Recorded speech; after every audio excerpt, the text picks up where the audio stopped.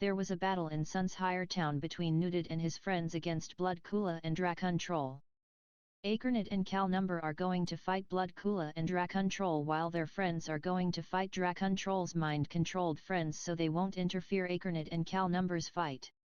Blood Kula unleashed his attack called Blood Sword and tried to slash them with it.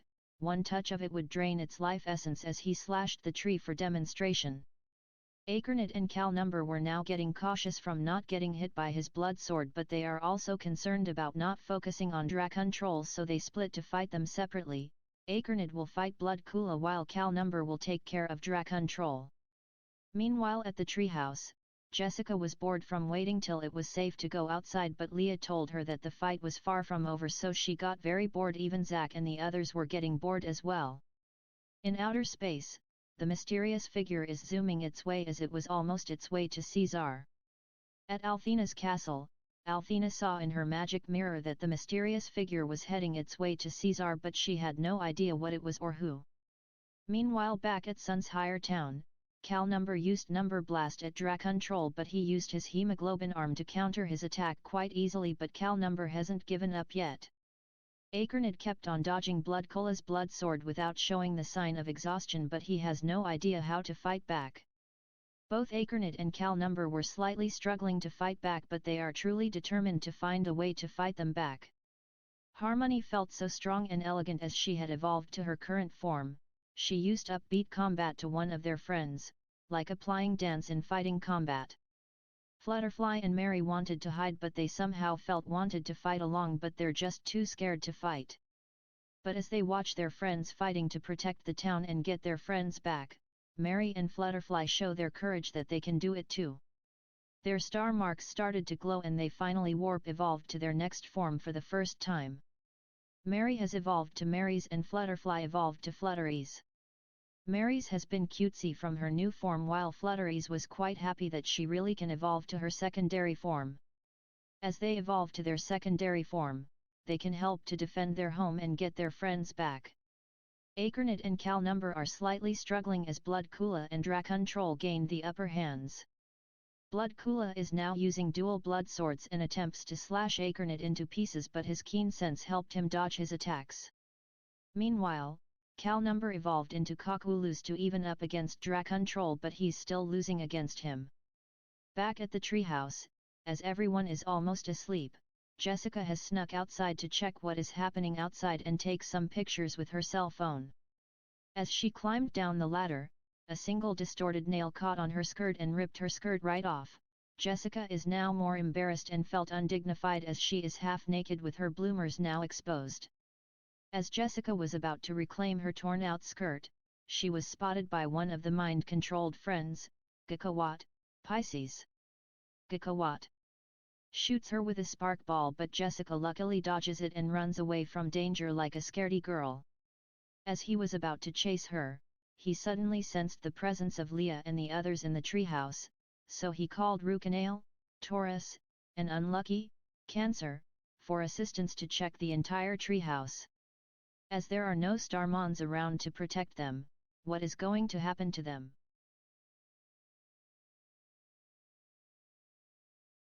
At the battle, everybody is going the best they can to stop them from interrupting Acornid and Cockwooloos' fight. In outer space, the mysterious figure is almost on its way as it is zooming down to planet Seizar at a great speed. In Galamore Castle, Althena is watching, worrying that they might lose the fight and hoping that she could help them, so she immediately heads to Sunshire Town to help her friends as the guardian of the Alphas region that cannot watch in her castle and do nothing. Both Acornid and Cockwooloos are starting to get exhausted from battling Blood Kula and Drakon Troll, but they are determined to never give up the fight. Blood Kula and Drakon Troll laughed with a bluff. Blood Kula wanted to end the fight quickly, so he warp evolved to his final form named Alucard. Acornid might not have a chance against him, so he warp evolved to Acardi to even the match. It was but a bit exhausted. Back at the treehouse, Gakawat, Rukanale, and Unlucky climbed up the ladder and broke the door and windows, then jumped right in. Leah and her friends woke up by surprise and startled from their arrival. Rika and Marina hide behind the furniture. Leah tried to back them off by throwing plates, while Zack was spaced out by their cool appearance. Marina and Rika suddenly noticed that Jessica was gone. They thought that she could be captured by them, killed by them, or snuck out while they were still asleep. Meanwhile, Akardi tries to fight back against Alucard but he was interrupted as Jessica accidentally bumped into him. Jessica still panicked and kept running away from their battle as she finally wanted to get out of Seizar but she was blocked by Blockhand, Taurus. He used block at Jessica and captured her with his big hands like grabbing the coin with a clap. Akardi and Alucard kept on fighting while Coqueluche and Dracontrol were battling from precision and accuracy but they're both quite equal. Meanwhile, back at the treehouse, Leah and her friends desperately find a way to avoid being killed or captured by them until she somehow has an idea but she needs some time so Zack, Marina, and Rika have to distract them while Leah is thinking of a way to buzz them off but no need, as one of Nutid's new friends Snowfrost, Cancer, came and threw snowballs at Gakawat, Rukanale, and Unlucky. Snowfrost shoots snowballs like an old Gatling gun. Those three were stuck in a big pile of snow and they cannot move. Once they are immobilized, Snowfrost helped Leah and her friends get out of the treehouse. After they escaped, Leah and her friends saw Akardi and Coqueluche are still battling Alucard and Dracontrol, but as Akardi and Coqueluche is slowly gaining the upper hands until things are about to change. Since Blood Kula Warp evolved to Alucard and unleashed two blood swords and his eye colors changed from blue to bloody red, Akardi is concerned and cautious as he is now in his final form. Alucard became berserk and restlessly tried to slash Akardi but the only thing he slashed were nothing but the walls and other objects like flower pots, crates, and street lamps getting in his way. Coqueluche has some struggle as Dracontrol uses his mind-controlling abilities on birds and rodents as an annoyance. Akardi is now hardly fighting back but he will find a way to beat him. Meanwhile, Jessica kicked Blockhand in the shin and she is now hiding inside the barrel for avoiding to get caught in the crossfire until the barrel she hid fell by controlled Blazatoys battling against Smackrat and rolling around down slope and crashed on the wall and broke the barrel into pile of planks, and Jessica is vulnerable outside the battle zone again. She was spotted by Timberon and he was about to capture her until she was rescued by a speedy mysterious figure. It was Bloangia Warp evolved to Hurricania.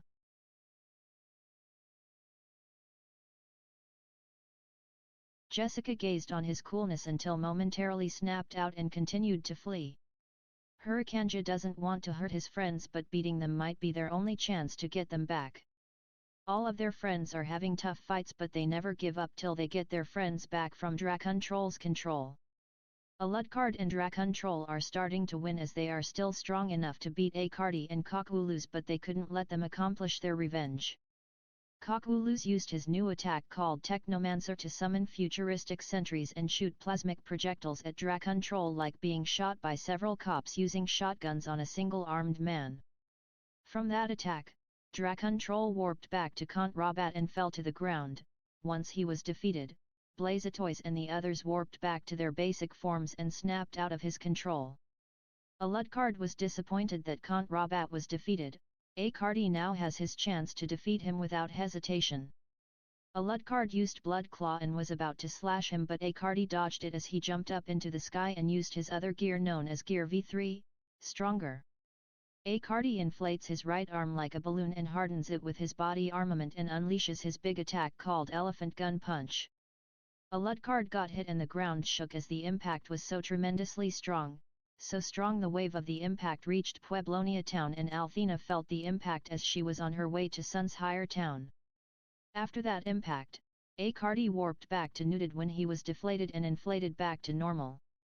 When he checked on Alucard, he was warped back to Velud and got stuck on the ground as his body was pressed down. Moments later, both Velud and Count Rabat admitted their defeat and fled before they were humiliated and lost their pride. At the sky, Althena saw everything that they managed to defeat them without her help, so she headed back anyway. Jessica got out as she was hiding in another barrel and looked around if the fight was over until Marina and Rika spotted them.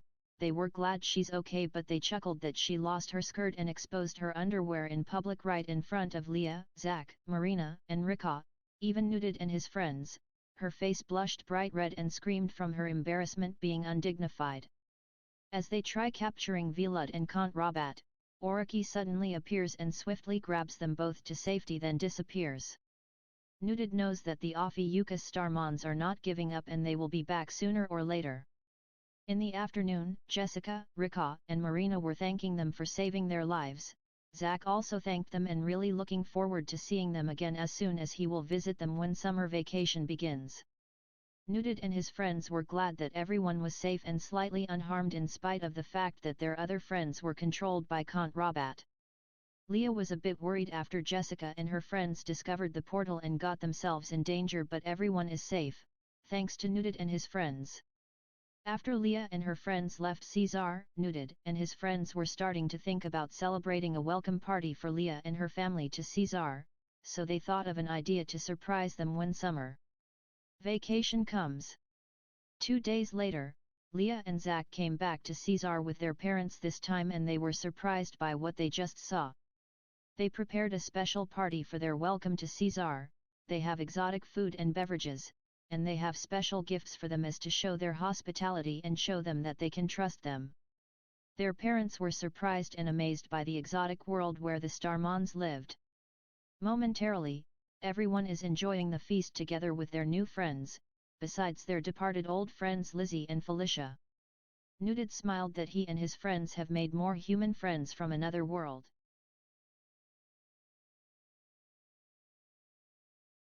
At Officina's lair in Muros region, after their return, Officina slapped Vilud at the face as his plan failed, and yet so close to destroying them, and Count Rabat was partly blamed from their failure. From the shadows, Oraki felt disappointed and yet somehow felt bad for Vilud and Count Rabat as they were like siblings. Then he started to feel strange that he never felt before.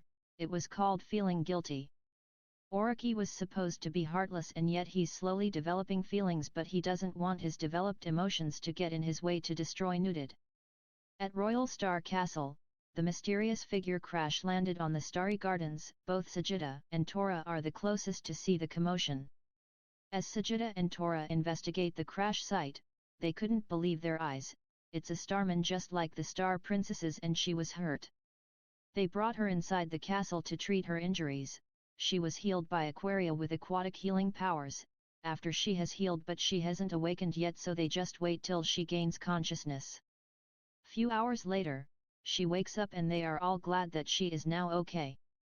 They first asked her what her name was, so introduced herself to them.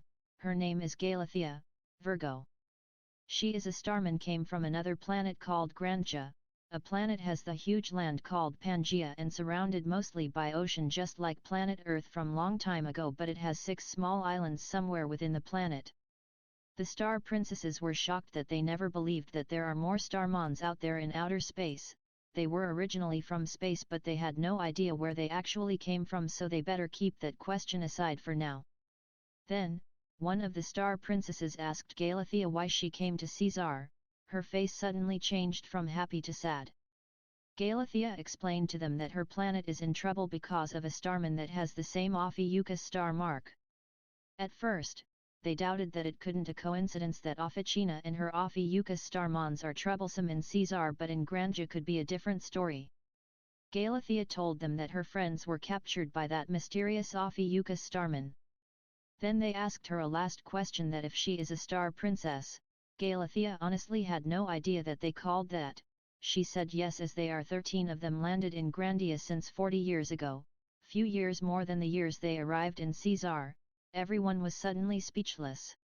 She told them that she and the other 12 first Starmons are friends, and they haven't had their names yet until they were all separated by their Ophiuchus friend as she betrays them. Now the Star Princesses are closely thinking that it could be a coincidence or there has to be a reason why. They were glad to help Galathea to get her friends back. Arius lastly asked Galathea that if there are any Starmons in Grandja. She told them that they created them from the time after from their few months awakening. Then she asked them why can't she ask the Grandja's first batch to help her, but she explained that they weren't powerful enough to face their former Ophiuchus Starmon friend. Now the Star Princesses were thinking the same situation might come if they ever face Officina again. Aside from their questions, they were truly glad to help Galathea but weren't ready to go to Grandja yet. They needed more help to lend a hand. But that will be in another story.